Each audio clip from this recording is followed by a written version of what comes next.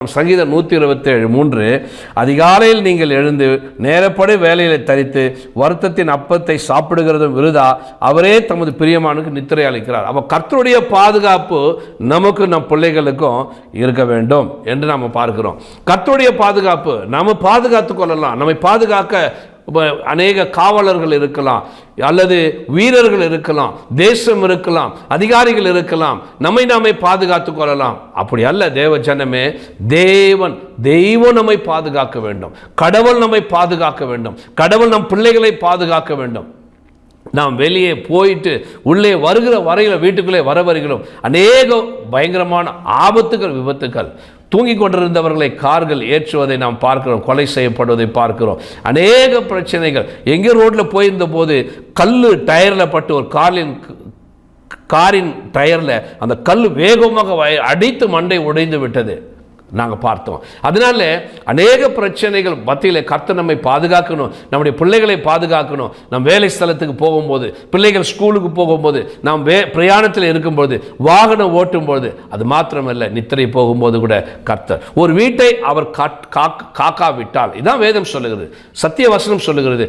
தேவன் ஒருவர் வீட்டையும் சரி, வீட்டை சார்ந்தவர்களையும் சரி, ஒரு நாட்டை சரி காக்காவிட்டால், எவ்வளோ செக்யூரிட்டிகளை போட்டு காப்பாற்றினாலும் அது வேஸ்ட்டு அப்படி என்று சொல்லப்படுது. ஏன்னா கர்த்தரே ஒரு தேசத்திலே அவர் காப்புதலை கொடு. இந்த நேரம் வரையிலும் பயங்கரமான சூழ்நிலைகளிலே, விரோதம் மிகுந்திருக்கிற இடத்திலே, யுத்தங்கள் நம்ம கேட்கிற இந்த நாட்களிலே ஒவ்வொரு நாளும் கர்த்தர் நம்மை பாதுகாக்கிறார். எதனால பாருங்க, சத்ருவானவன் தந்திரமாக சுற்றி வருகிறான். அவன் தந்திரவாதி என்று வேதம் சொல்லுகிறது. நம்ம பின்னாடி சுற்றி வருகிறான். பலவீனமானவர்களை அவன் தாக்க, ஒவ்வொருடைய வீக்னஸ்லையும் அவன் என்ன பண்ண பயன்படுத்தி அவங்களை தாக்குகிறான். நமக்கு யார் தேவை? கர்த்தருடைய பாதுகாப்பு தேவை. அல்லேலூயா, ஆமென். கர்த்தருடைய பாதுகாப்பு நமக்கு தேவை. யோபை நீங்கள் பார்த்தீங்கன்னா அவருக்கு 7 குமாரர்களும் 3 குமாரத்திகளும் இருந்தார்கள். 10 பிள்ளைகள், நிறைய செழிப்பாக இருந்தது.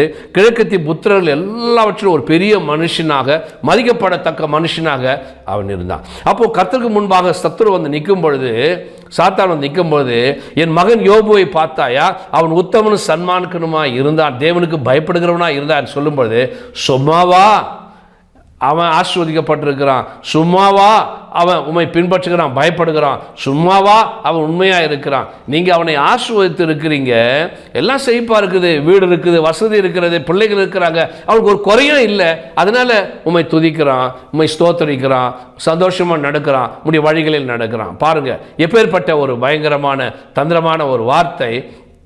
நீங்கள் அவன் சொல்லுகிறான் 1ஆம் அதிகாரம் யோபு 9:10 சும்மாவா பயப்படுறான் அவன்? சும்மா இல்லை, நீங்கள் ஆசீர்வதிச்சிருக்கீங்க, அதனால நீங்கள் ஆசீர்வதிக்கிறீங்க, உங்கள் பிள்ளைங்க ஸ்தோத்திரம் பாடுகிறார்கள், நீங்கள் நல்லா ஆசீர்வதிக்கிறீங்க, வீடெல்லாம் கொடுத்துருக்கீங்க, பிள்ளைகளை கொடுத்துருக்கீங்க, திருமணம் ஆயிடுச்சு, அவங்களாம் ஜெபம் பண்ணுறாங்க, சர்ச்சைக்கு போகிறாங்க, வேதத்தை சுமக்கிறாங்க, நல்லா கர்த்தாவே உம்மை துதிக்கிறாங்க. நீங்கள் ஆசீர்வாதத்தை எடுத்து பாருங்க, யாராவது உங்களை துதிக்கிறாங்களான்னு சொல்லி. அப்படிதான் அவன் இங்கே பேசினான். சும்மாவா அவனை சுற்றி வேலி அடைத்து வைத்திருக்கிறீர்கள் அப்படின்னு சொல்றான். அப்ப யார் சொல்றது? தேவ பிள்ளையே, யோபு 1:10 ஒரு அபவாதி, ஒரு சத்ரு சொல்லுகிறான், சாத்தான் சொல்லுகிறான், நீங்க உம்மை நம்பி இருக்கிற ஒரு மனுஷனை, உம்மை ஆராதிக்கிற ஒரு பிள்ளைய நீங்க சுற்றி வேலி அடைத்து வைத்திருக்கீங்க. அல்லேலூயா. அப்போ அதை எடுங்கன்றான். அப்போ யாருக்கு உன்னை சுற்றி பாதுகாப்பு போட சக்தி இருக்கிறது, யாருக்கு அதை எடுக்க சக்தி இருக்கிறது என்பதை எதிரியின் வார்த்தையிலிருந்தே சாட்சியை நம்ம கேட்கிறோம். அப்போ நம்ம ஆண்டவர் தான் நம்மை பாதுகாக்க வைக்கணும், பிள்ளைகளை பாதுகாக்கணும். என்ன பண்ணணும்? அவர் தான் அந்த பாதுகாப்பை எடுத்தால் ஒழிய சத்ரு ஒரு தீங்கு நம்ம பண்ண முடியாது. அதுக்கு தான் அவன் என்ன பண்ணுவான்னா, ஒவ்வொரு பிள்ளைகளுக்கும் பர்த்டே வரும்போது அவங்கெல்லாம் கூடி நிறைய பேர்களை அழைத்து கோலாகலமாக கொண்டாடி அவங்க ஜாலியாக இருந்த பிறகு அவன் நினைப்பான், என்னென்னலாம் துன்மார்க்கமாக நடந்திருக்கிறாங்களோ, ஆமாம் என்னெல்லாம் அவங்க செய்திருக்கிறார்களோ, தப்பாக பேசிட்டாங்களோ, தவறானதை பேசிவிட்டார்களோ, உலக மக்களெல்லாம் கூடி இந்த பண்டிகையை நடத்தினாங்களே, நம்ம பிள்ளைகள் தப்பு செய்யக்கூடாது, பயம், தேவனுக்கு பயப்படுகிற பயம் அப்படின்னு சொல்லி ஒவ்வொரு பிள்ளைகளும் சுத்திகரித்து தலைமையில கையை வச்சு ஜெபமனே அனுப்பினான். அப்படி நம்ம பிள்ளைகளுக்கு நம்ம சேர்த்து வைக்கிற சொத்து அல்ல, நம்முடைய பாதுகாப்பு ப்ரொடெக்ஷன் அல்ல, நம்ம எப்போவும் இருக்க போகிறதில்ல. நம்ம ஸ்கூலில் விட்டுட்டு வந்துடுறோம், பிள்ளைகளை திருமணம் நடத்தி கொடுக்குறோம். நம்ம எப்பவும் பக்கத்தில் இருக்க முடியாது. தேவ பிள்ளையே, தேவன் மாத்திரமே ஒரு பிள்ளை பக்கத்தில் இருக்க முடியும். அதனால நம்ம குடும்ப பாதுகாப்பு, நம்முடைய பிள்ளைகளின் பாதுகாப்புக்காக நம்ம ஜெபம் பண்ணணும். யோபு ஜெபம் பண்ணி அவன் என்ன பண்ணானா வேலி கட்டினான் என்று பார்க்கிறோம்.